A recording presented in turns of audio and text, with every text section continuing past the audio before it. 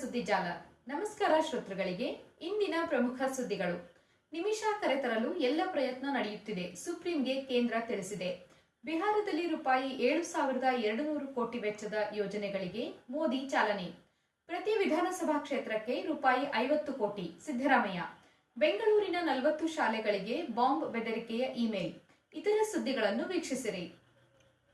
ನಿಮಿಷ ಕರೆತರಲು ಎಲ್ಲ ಪ್ರಯತ್ನ ನಡೆಯುತ್ತಿದೆ, ಸುಪ್ರೀಂಗೆ ಕೇಂದ್ರ.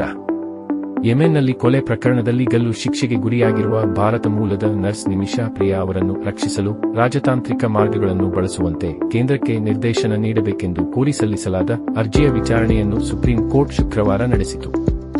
ಇದೇ ವೇಳೆ ನಿಮಿಷಾ ಅವರ ಶಿಕ್ಷೆ ಮುಂದೂಡಿಕೆಯಾದ ಬಗ್ಗೆ ಎಂದು ಅರ್ಜಿದಾರರು ನ್ಯಾಯಾಲಯಕ್ಕೆ ತಿಳಿಸಿದರು. ಕೇಂದ್ರದ ಪರವಾಗಿ ಹಾಜರಾದ ಅಟಾರ್ನಿ ಜನರಲ್ ಆರ್. ವೆಂಕಟರಮಣಿ ಅವರು ನ್ಯಾಯಮೂರ್ತಿಗಳಾದ ವಿಕ್ರಮ್ ನಾಥ್ ಮತ್ತು ಸಂದೀಪ್ ಮೆಹ್ತಾ ಅವರಿದ್ದ ಪೀಠಕ್ಕೆ ನಿಮಿಷಾ ಅವರನ್ನು ಕರೆತರಲು ಎಲ್ಲಾ ಪ್ರಯತ್ನಗಳು ನಡೆಯುತ್ತಿವೆ ಎಂದು ಹೇಳಿದರು. ನಿಮಿಷಾ ಪ್ರಿಯಾ ಅವರು ಸುರಕ್ಷಿತವಾಗಿ ವಾಪಸ್ಸಾಗಬೇಕು ಎಂದು ಸರ್ಕಾರ ಬಯಸುತ್ತದೆ. ಸಾಧ್ಯವಾದಷ್ಟು ಎಲ್ಲಾ ಪ್ರಯತ್ನಗಳನ್ನು ಸರ್ಕಾರ ನಡೆಸುತ್ತಿದೆ ಎಂದು ತಿಳಿಸಿದರು. ಅರ್ಜಿದಾರರ ಪರ ಹಾಜರಾದ ವಕೀಲರು ಮೊದಲು ಅವರಿಗೆ ಕ್ಷಮಾದಾನ ಸಿಗಬೇಕು, ನಂತರ ಬ್ಲಡ್ ಮನಿ ವಿಷಯ ಬರುತ್ತದೆ ಎಂದು ಹೇಳಿದರು. ಈ ಕುರಿತಾದ ವಿಚಾರಣೆಯನ್ನು ಆಗಸ್ಟ್ 14ಕ್ಕೆ ಸುಪ್ರೀಂ ಕೋರ್ಟ್ ಮುಂದೂಡಿದೆ. ಬಿಹಾರದಲ್ಲಿ ರೂಪಾಯಿ 7,200 ಕೋಟಿ ವೆಚ್ಚದ ಯೋಜನೆಗಳಿಗೆ ಮೋದಿ ಚಾಲನೆ.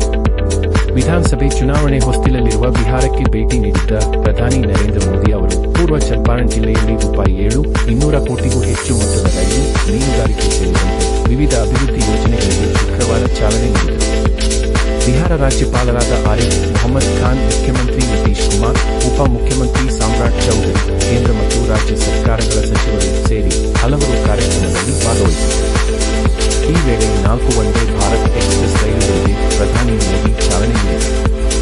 ಅಲ್ಲದೆ ಹಲವು ರೈಲ್ವೆ, ರಸ್ತೆ ಯೋಜನೆಗಳನ್ನು ದೇಶಕ್ಕೆ ಸಮರ್ಪಿಸಿದರು. ದರ್ಭಾಂಗ ಮತ್ತು ಪಾಟ್ನಾದಲ್ಲಿ ನೂತನ ಮಾಹಿತಿ ತಂತ್ರಜ್ಞಾನ ಪಾರ್ಕ್ ಮತ್ತು ಸ್ಟಾರ್ಟ್ಅಪ್ಗಳನ್ನು ಪ್ರಧಾನಿ ಉದ್ಘಾಟಿಸಿದರು. 12,000 ಫಲಾನುಭವಿಗಳಿಗೆ ಹೊಸ ಮನೆಗಳ ಕೀಗಳನ್ನು ವಿತರಿಸಿದರು. ಪ್ರಧಾನಮಂತ್ರಿ ಗ್ರಾಮೀಣ ಆವಾಸ್ ಯೋಜನೆಯಲ್ಲಿ 40,000 ಫಲಾನುಭವಿಗಳಿಗೆ ಮನೆ ನಿರ್ಮಿಸಿಕೊಡಲು ರೂಪಾಯಿ 160 ಕೋಟಿ ಬಿಡುಗಡೆ ಮಾಡಿದರು.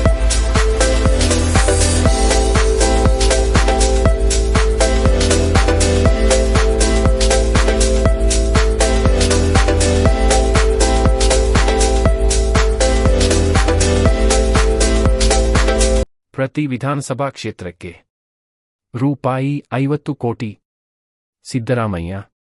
ಗ್ಯಾರಂಟಿ ಯೋಜನೆಗಳಿಂದಾಗಿ ಕ್ಷೇತ್ರಗಳ ಅಭಿವೃದ್ಧಿ ಕಾರ್ಯಗಳು ಕುಂಠಿತವಾಗಿದೆ ಎಂಬ ಸ್ವಪಕ್ಷೀಯ ಶಾಸಕರ ಆರೋಪ ಸರ್ಕಾರದ ಬಗೆಗಿನ ಮುನಿಸು ಶಮನದತ್ತ ಹೆಜ್ಜೆ ಇಟ್ಟಿರುವ ಮುಖ್ಯಮಂತ್ರಿ ಸಿದ್ದರಾಮಯ್ಯ ಅವರು ಪಕ್ಷ ಭೇದವಿಲ್ಲದೆ ಪ್ರತಿ ವಿಧಾನಸಭಾ ಕ್ಷೇತ್ರಕ್ಕೂ ರೂಪಾಯಿ 50 ಕೋಟಿ ವಿಶೇಷ ಅನುದಾನ ನೀಡಲು ಮುಂದಾಗಿದ್ದಾರೆ.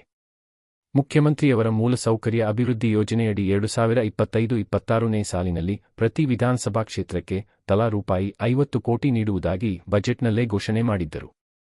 4 ತಿಂಗಳಲ್ಲೇ ಅನುದಾನವನ್ನು ಹಂಚಿಕೆ ಮಾಡಲು ಕ್ರಮ ಕೈಗೊಂಡಿದ್ದಾರೆ.